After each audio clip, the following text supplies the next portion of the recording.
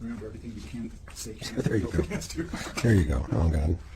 Now, I want to ask you about any distributions that you've received from the LLC. Are they reflected in your tax dollars? It should be. They're sporadic. They vary in amount, and they tend to be small. Well, I have what says 2012 1040 U.S. individual tax return, Andrew G. Clark. Correct. Is That looks your like me. tax return? Yep. Those numbers. Yep, that's me. And I'm looking on the last page of this. This would be Schedule K. Does it show an income distribution? Yes, $7,031 of non-passive income from Schedule K1. Does the schedule identify in column A where that money came from? Yes, it would. It would have recognized that typically. Where did it come from? Well, Clark Properties LLC. And that's the corporation we've been speaking That's of? correct. So in 2012, you received $7,030. That's what the paper says. I can't recall actually receiving it, but that year. So how many funds are distributed? Is that, was timber cut? Timber. It's when he decides to cut a little bit of timber. I mean, for thinning reasons, not for commercial purposes. He does something called commercial thinning, and it's not to clear cut. It's to you guys are probably familiar with the way you grow lumber in this area. You have to do some thinning during the crop cycle, so you don't clear cut. You have select trees removed.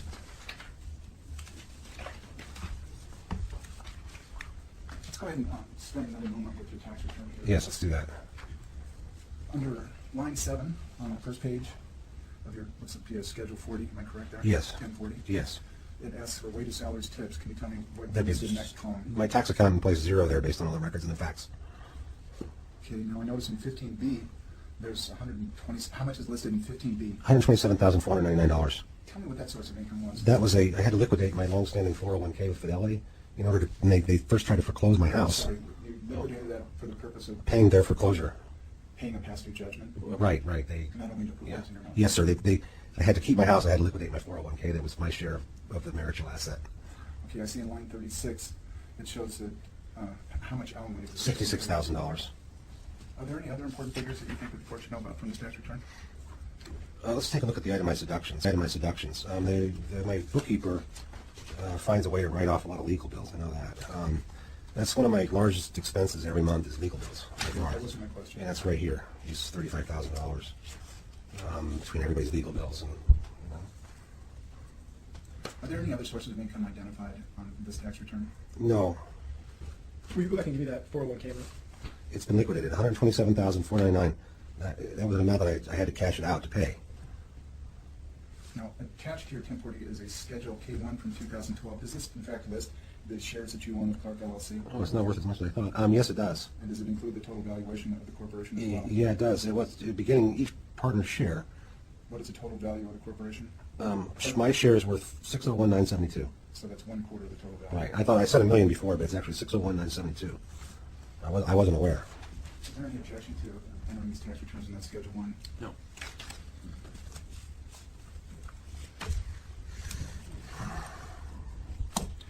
I put Exhibit 2 on there, thank you. You did 3, actually. Yeah. I have it for one that was rejected. Okay. All right. So the property tax is Exhibit 2. Exhibit 3 is the tax return, is that right? The Argentina property. Exhibit one. That's 2. Just 2. Okay, thank you. I'm sorry, this came unstable, but they should be kept together. Do you mind if we restate one? I don't mind at all.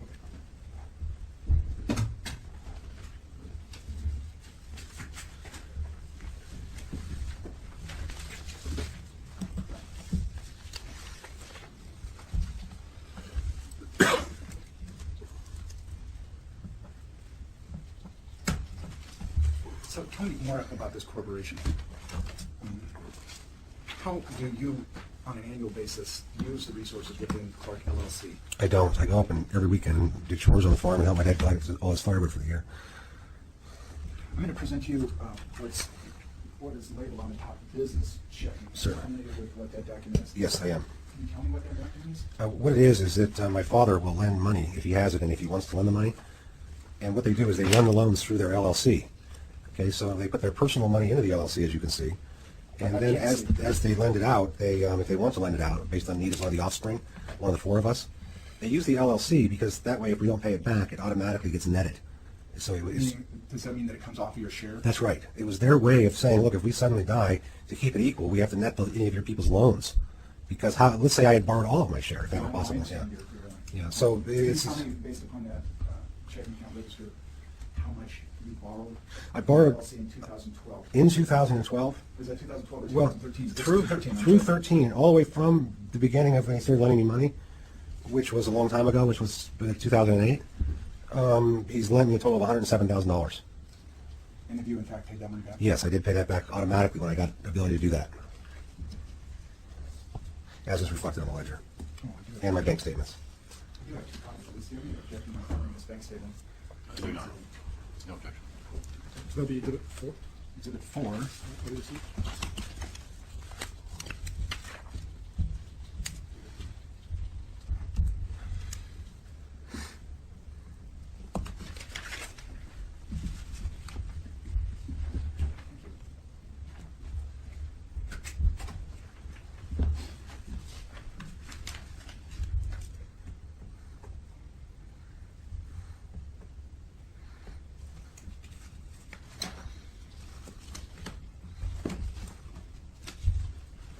Okay, earlier you mentioned that you had a 401K. I'm approaching you with what's called your retirement savings statement. It has your name at the top of Wells Fargo. Is this in fact your 401K statement? Yeah, this is a 401k, a small one I had started while I was working at Wells Fargo. So do you have another 401K plan? No, I had to liquidate that. That was the one that we just talked about, the $127,000 one. So you did liquidate one 401K and you have one remaining? Right, with about the $7,000 in here. And Actually, I tell think me it again was. the vested account balance. My feeling is, let's see, 200. Right, per the statement, it's $6,200. I'm sorry, just go ahead and give me the exact. figure. 623213. And that is as of what date? That's as of 7/1/13. Do you have any reason to believe that this has increased or decreased? in I believe it's value? increased with the general market since that time, but it wouldn't have gone up, that much in the grand scheme of life. Do you So have that number is $6,212? 6232. But in all honesty, I wouldn't be surprised if it's worth maybe 8,000 today, honestly. You estimate it's worth I believe it might be. The stocks have gone up well. That's why I was kind of sad to have parted with that 401k when I did. Of course, I guess it could have gone the other way. Mr. Moon, do you have any objection by entering the 401K statement as? No, no objection. Exhibit 5, what do you see?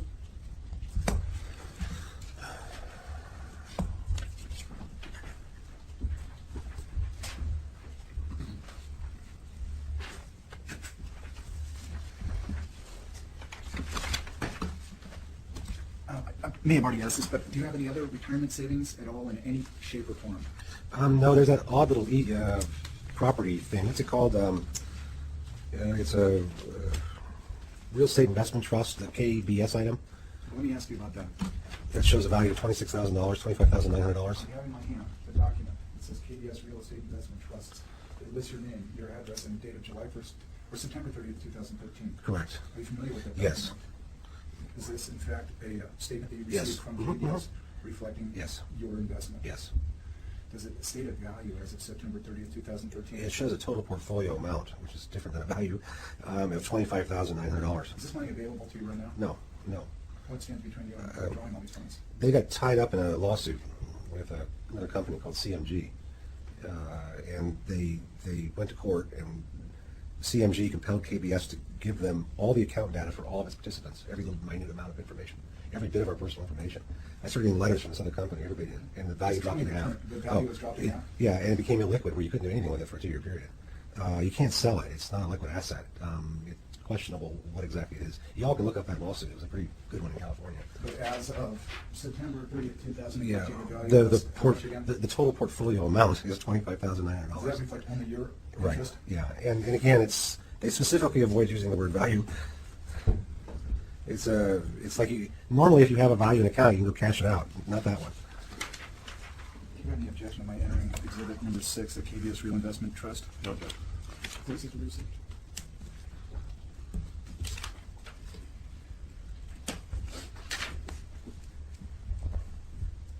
Thank you.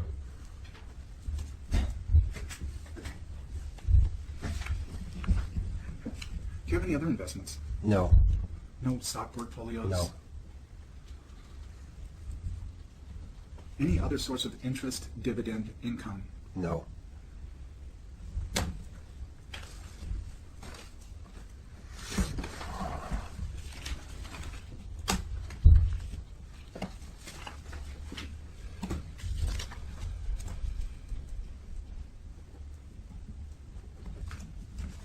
Okay, I'm going to approach you with two pieces.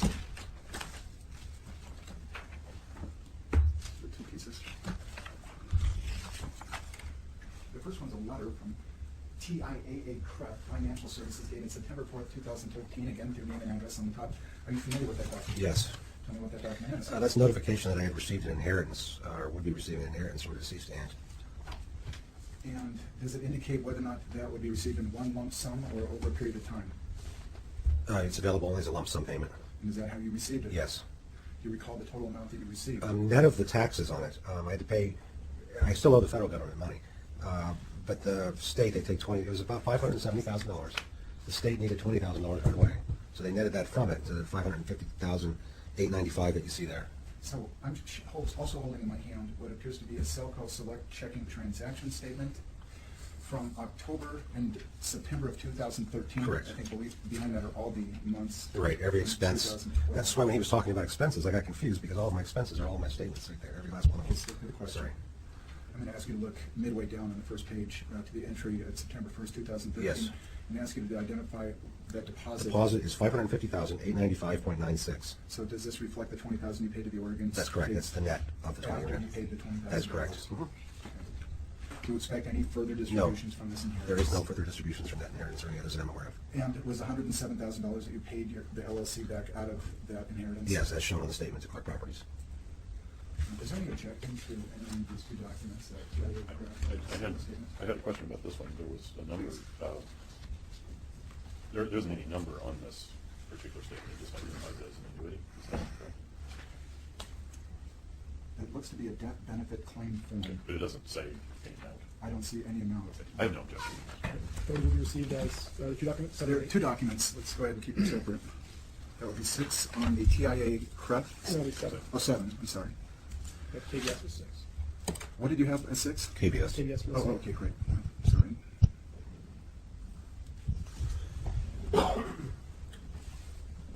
And the 8th exhibit would be the checking account statement from Selco.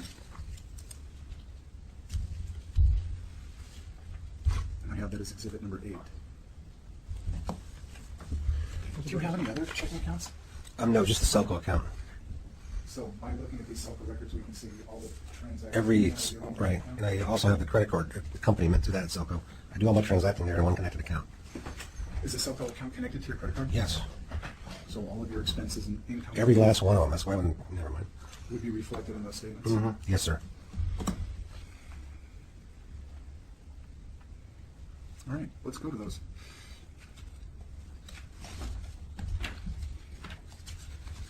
I'm going to approach you with what's called the Schedule 1 statement from the Uniform Support Affidavit. Now, there's no signature on the back of this, but can you testify as to who filled this document out? I filled that out at the very beginning of the processes, or at some point in time. I'm not sure when I did, but I did fill that out as my handwriting.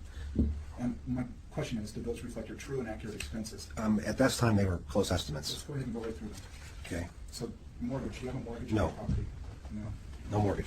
But you do pay property tax? $350 a month roughly, which should correspond to that statement very closely. On the second page of your Schedule 1, do you indicate that you have other Expenses. monthly expenses? Can Yes. you identify those for me? Cell phone bill, roughly $140 a month. Internet service, and you get a bundle of stuff for $125 a month. The gas and oil, a couple hundred a month. Life insurance, I have to pay $162 a month. Automobile insurance, $60 a month. Residence insurance, $50 a month. Food and household items on average, including the repairs, and $1,000. So what did you indicate for your total monthly expenses? Well, we keep going on. Oh, under medicine and pharmaceutical? Well, I put a subtotal there erroneously, so that is an erroneous entry of a subtotal. Okay, let's strike that then, strike the medicine and pharmaceutical. Yes. Do you have medicine and pharmaceutical expenses? Yes, but it's relatively small. I should have probably put it in, but it's like maybe 30 a month. So only 30 a Yeah, month? 30 or not 40 a month. 1730 That's a month? correct. That's a subtotal in So error. the subtotal you have here, can you tell me that amount? That's 1737, and it reflects the sum of the above items. It was placed in the wrong block. So you wish to add the $30 for medical Instead, expenses? there, it's probably more like 40 a month. So your testimony is that you spent $1,747. No, in medical, I spend maybe 40 a month. I added the 42 to that subtotal. Right. So I spend between medical and all the other expenses about 1800. 1777. And then there's these payments and. Your spousal support payments. Right, and I think, I'm not sure on this version if I had, I did, it's on the other side, these average legal bills. I put that on the next page. Okay, thank you So, very much. so the total ended up being $7,200. But your monthly personal needs are reflected in the 17. Right, figure. basically the $1,800, $2,000 number, yeah. Tell me how this will change over the last few years. Let's take a break. I was actually going to break pretty soon anyway, but it looks like Ms. Clark needs to take a break. Why don't we just come back at 1:30? Great. Excellent. We'll just and now so we can come back and then break again. All right, we'll recess until then. Back on the record with Andrew Glenn Clark and Amy Marie Clark, 150602980. Mr. Clark, if you'll take the stand. Still under oath on this morning.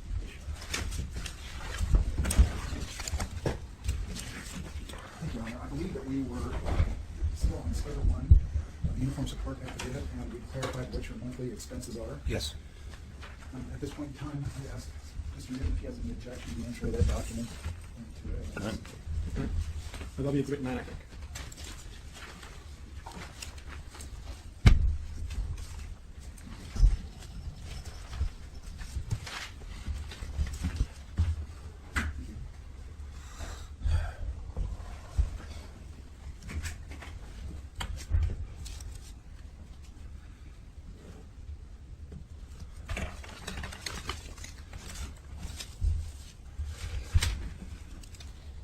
So, Mr. Clark, let me just ask you a few summary questions and we'll move on here. Thank you.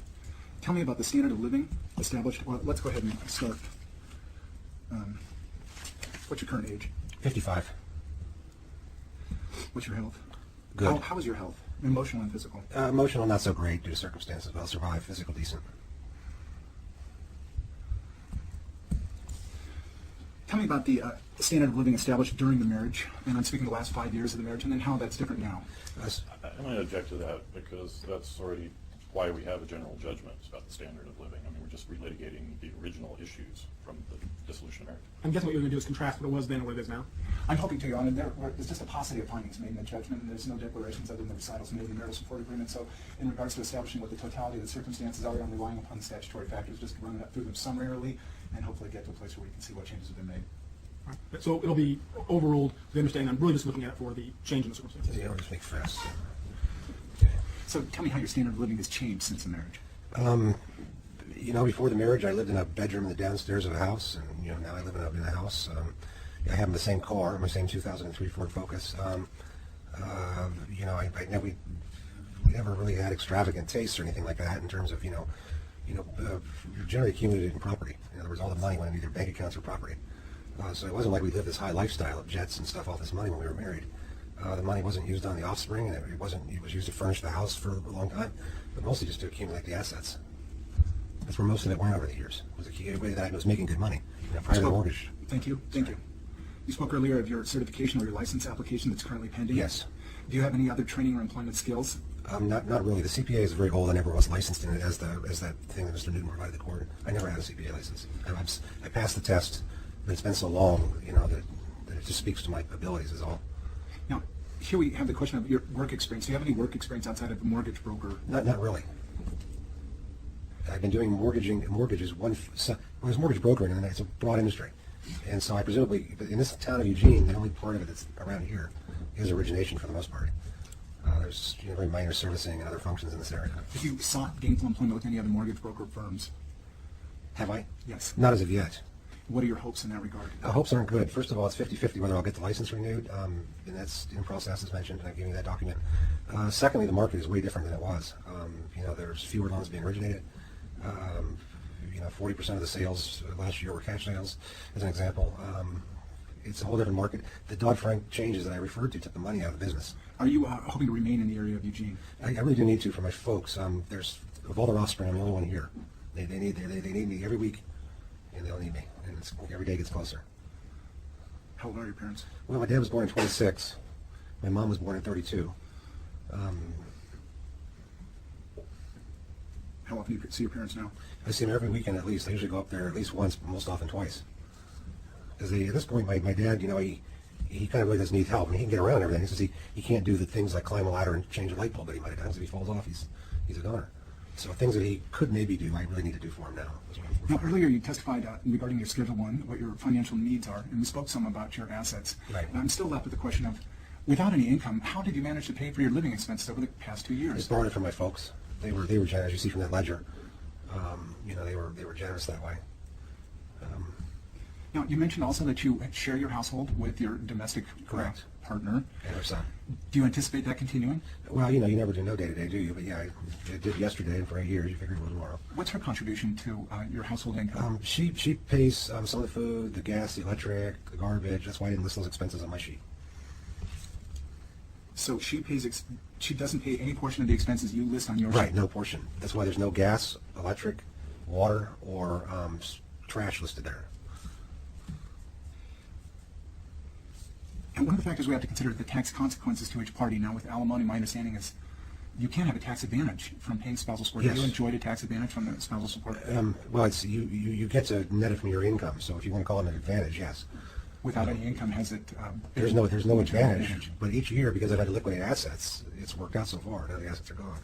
So, You understand what I just said? for example, in the 2012 tax documents that we looked over earlier, you had a distribution from your IRA that you had to count as income. Were you able to offset that income with your alimony payments? Yeah, that'll net it out at the bottom line there. You know, I'd have to really get my tax accountant on that. It's not that complex. I just didn't look at it myself. But yeah, you get the picture. I mean, if you look at my tax returns, my only income for the last couple of years is liquidating stuff. Okay, so let's talk about the resources you provide for your children currently. I understand, is there a trust that the home that they live in is covered under, to your understanding? No, it's in Amy's name. I'm sorry, the home? What's this? I'm The sorry. home, or is there, how are your children currently cared for? I do not know. I'm not privy to that information. My understanding is she does not care for them. I do not know that for a fact. Were trust assets established between the marital settlement agreement and the judgment to care Yes. for the children? I'm not sure between the judgment, but since the MSA, trusts were established of which I have no knowledge. I just know that they were established. Prior to the entry of the judgment? Maybe after the entry of the judgment back in 2006.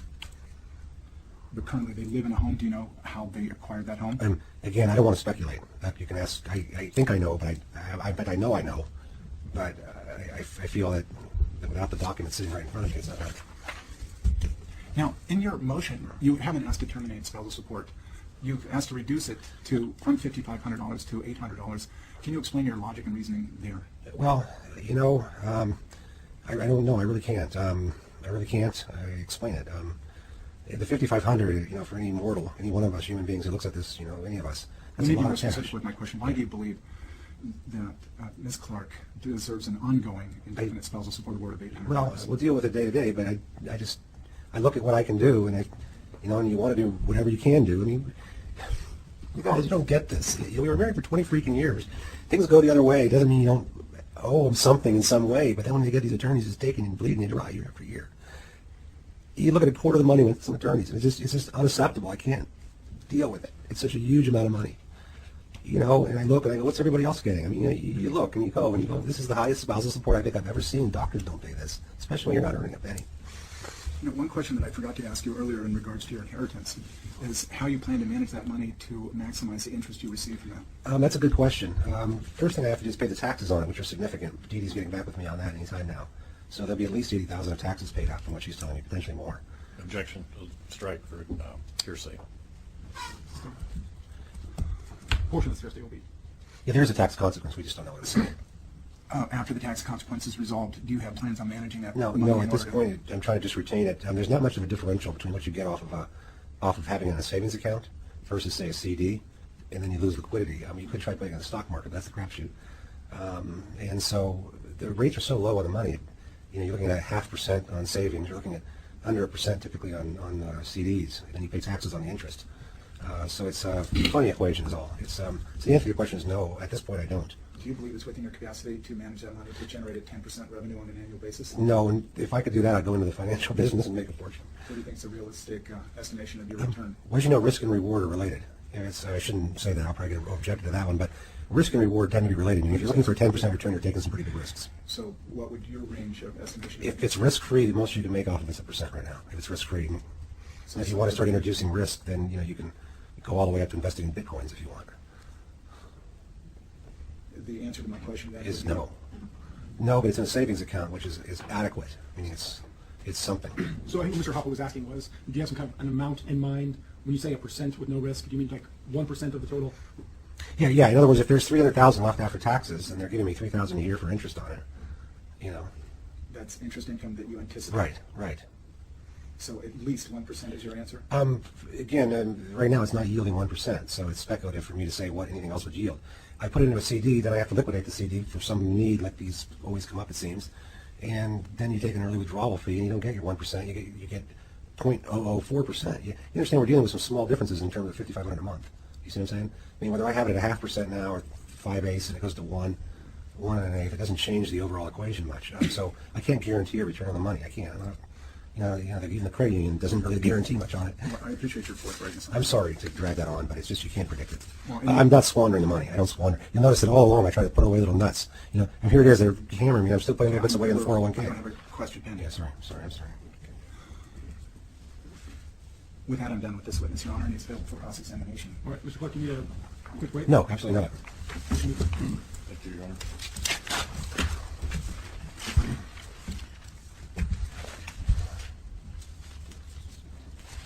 Mr. Clark, I wanted to start by looking at the declaration you filed in support of your motion. And I'm looking at page 1 of your declaration, and at the bottom, looks like line 26. It says you struggled to pay the support and have exhausted all the financial assets at my disposal. Is that a true statement as of right now? When was that done? Your Honor, I'm going to object because I believe the line of inquiries need to remain within the scope of a direct examination, and I just need to know where you're going with this. I'm just When I asking first what filled that out, Hold on, Yeah, Mr. Clark. sure. the declaration that he filed. All right, so overruled. Okay, should I answer the question? Yes. When I first filed it, I had not received any inheritance. I had no idea what the amount might be. So when that was filed, that was a materially truthful statement, other than my house, which it's the only material asset left that could be liquidated. But that, considering she has 2 houses, doesn't seem quite right.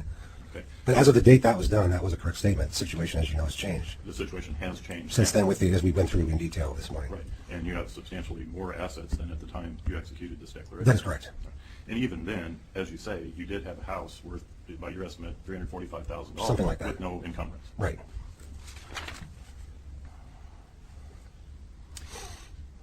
You stated on page 2, paragraph 5, that you were fired from Wells Fargo for reporting technical violations per law and company policy, and we'll probably talk about this some more, but as I understood your testimony this morning, when you were fired for using a vulgar or a bad term with a human resources person in Des Moines? Well, there's actual reasons and then stated reasons, and so what I that wrote, the stated what I wrote there is what I feel is the truth. Okay, but their stated reason was your remark? Right. Thank you. That's the official, but again, that's still being debated in courts. In paragraph 8, you say that the actions taken by Wells Fargo in response to your reporting have completely and totally destroyed your professional reputation and imperiled your ability to work as a mortgage broker. What do you base that on? You haven't applied for any employment. Would you hire me for do your I get mortgage? to ask the question. Right, I got it. It's a sales position. We talked a little bit about the licensing this morning. We talked about how even right now, despite having met all the other requirements, they're still dragging through the civil matter even though it's over. Okay, during the time frame in question, So, Mr. Clark, how do you know that what happened to Wells Fargo has affected your professional reputation in your line of work? in my opinion, again, licensure, it's a question of my licensure, so that's is that acceptable? Well, that gets to kind of part of. And then Wait. if- Wait. Right. There could be different reasons, I suppose. Let's go to the next You're one. stating in this declaration. Have you Googled that my your name? reporting caused the destruction of your reputation, and I'm asking, this is separate from the license. Yeah, their response to my reporting caused everything that happened to me in the last 2+ years. No potential employer has stated anything like that. Have you they? put into Google my name? No. Because That's it comes what- up and there's the federal case.